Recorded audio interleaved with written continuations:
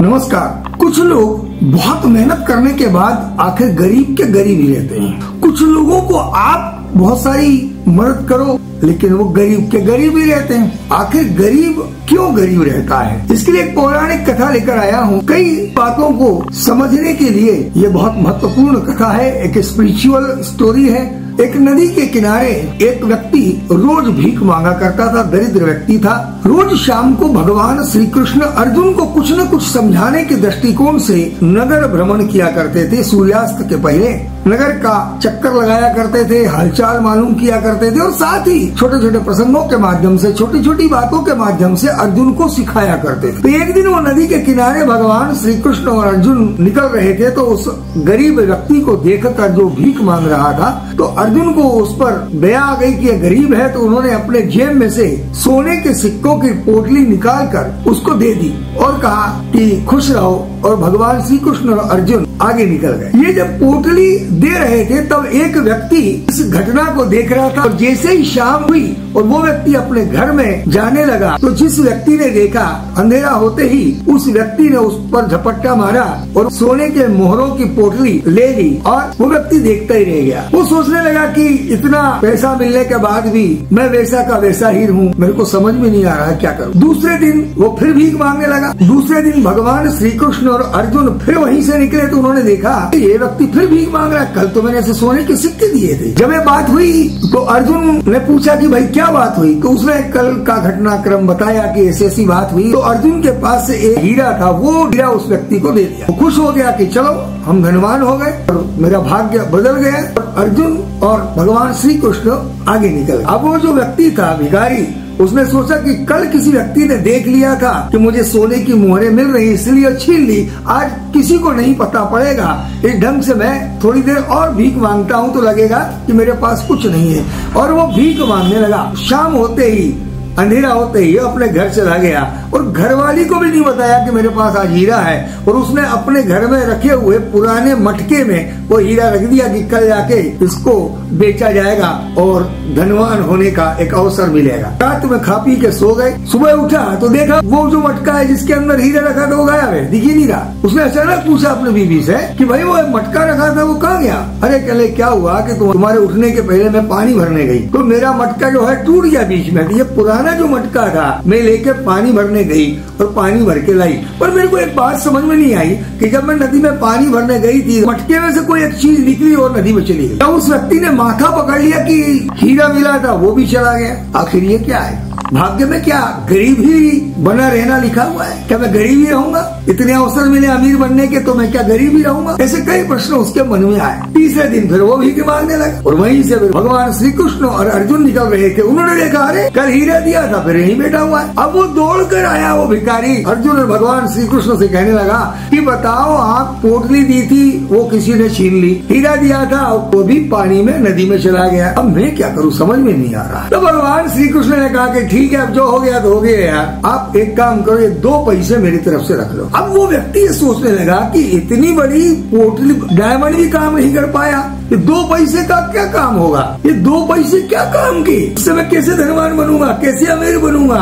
और ऐसा सोचते सोचते नदी के किनारे जा रहा था। तो वहाँ नदी किनारे वो जा रहा था, नदी किनारे उसने देखा कि मछुआरे ने मछली पकड़ी हुई है और तड़प रही है। तो उसने कहा भैया ये मछली मेरे को दे दो 2 पैसे में।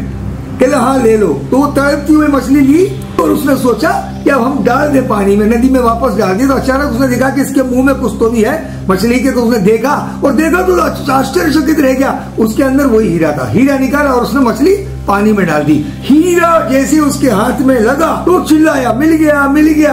अचानक एक व्यक्ति वहीं से चला आ रहा था, जैसे ये चिल्लाया कि मिल गया तो वो डर गया। वो व्यक्ति जो निकल रहा था वहां से, उसने पैर पकड़ ली इस व्यक्ति के। भाई साहब माफ करना, आप किसी को मत बताना नहीं तो मेरे को दंड मिलेगा। ये लो तुम्हारी थैली, कल मैंने दी थी पर बताना मत कि मिल गया। इसने सोचा कल की थैली भी मिल गई, डायमंड भी मिल गया और वो खुशी खुशी घर चला गया। फिर चौथे दिन भगवान श्री कृष्ण और अर्जुन वहीं से निकल रहे थे नदी किनारे। अब वो व्यक्ति भीख नहीं मांग रहा था, पर वो जैसे ही ये दोनों निकले तो उसने पैर पकड़ लिए। उसने पूरा घटनाक्रम सुनाया कि पोटली मिली ऐसी चली गई, डायमंड मिला ऐसा चला गया, पर 2 पैसे के कारण ऐसा मुझे लगा और मछली को मैंने पानी में डाला और मुझे सब कुछ मिल गया। तो 2 पैसे काम कर गए था। अब वो व्यक्ति तो चला गया, लेकिन ये प्रश्न अर्जुन के मन में बार बार आने लगा कि इस व्यक्ति की दरिद्रता को दूर करने के लिए मैंने सिक्कों की पोटली दी, वो काम नहीं करी। मैंने डायमंड दिया, वो भी उसने काम नहीं किया, और आपके 2 पैसे काम कर गए। तो भगवान श्री कृष्ण मुस्कुराने लगे,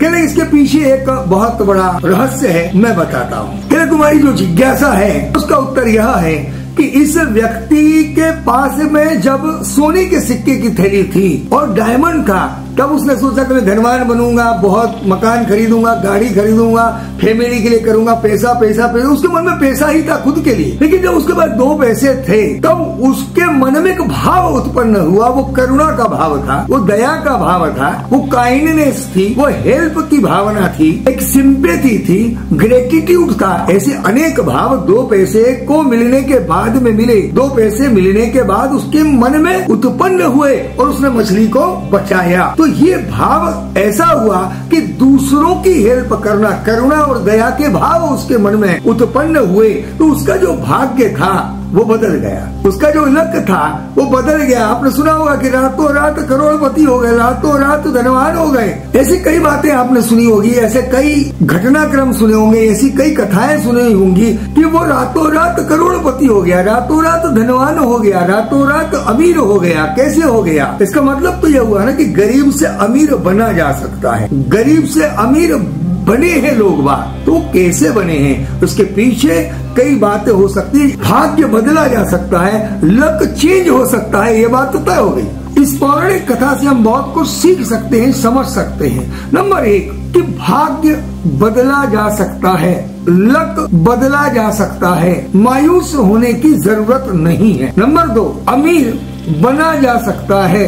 पौराणिक कथा से यह भी हम समझ सकते हैं, सीख सकते हैं कि अर्जुन ने उसे सोने के सिक्कों की पोटली दी, डायमंड दिया, वो टिका नहीं। मतलब लक्ष्मी आती जाती रहती है, मतलब पैसा आता जाता रहता है, परंतु भगवान श्री कृष्ण के द्वारा दिए गए 2 पैसे काम कर गए, और जब 2 पैसों के माध्यम से डायमंड भी वापस आ गया और सोने के सिक्कों की थैली भी वापस आ गई। मतलब जो ऐश्वर्य था वो वापस भी आ गया भगवान के दिए हुए 2 पैसों से। मतलब जो सदगुरु आपको देते हैं, मतलब पैसा बहुत कमाया जा सकता है, लेकिन वो टिकता है कि नहीं टिकता है ये पता नहीं। लेकिन सदगुरु के द्वारा दिया गया आशीर्वाद या सदगुरु के द्वारा दिया गया नाम या नाम की माला आपके जीवन को ऐश्वर्य ला सकती है, प्रॉस्पेरिटी ला सकती है और धनवान बना सकती है। धनवान केवल पैसों से ही नहीं, मन से भी धनवान बना सकते, क्योंकि भगवान श्री कृष्ण के द्वारा दिए गए 2 पैसों के कारण, भगवान के दिए हुए 2 पैसों से उसके मन को भी धनवान बना। भगवान के दिए हुए 2 पैसों से उसके मन में भी परिवर्तन आया, दया करुणा के भाव उत्पन्न हुए। भगवान श्री कृष्ण के द्वारा दिए गए 2 पैसों से प्रॉस्पेरिटी भी आई, धनवान भी बना और पैसों से धनवान बना, उसके साथ साथ मन से भी वो धनवान बना, करुणा और दया के भाव उत्पन्न हुए। इसका मतलब ये हुआ कि उसका जीवन सफल हो गया। यदि आपको जीवन सफल करना है, सदगुरु के द्वारा दिए गई माला नाम उसका महत्व समझिएगा और नाम जपते रहिएगा। परमात्मा के आशीर्वाद का महत्व समझे। मेरे चैनल यदि आपने सब्सक्राइब न किया हो तो कर लीजिएगा, यही निवेदन। Be happy. प्रणाम, नमस्कार।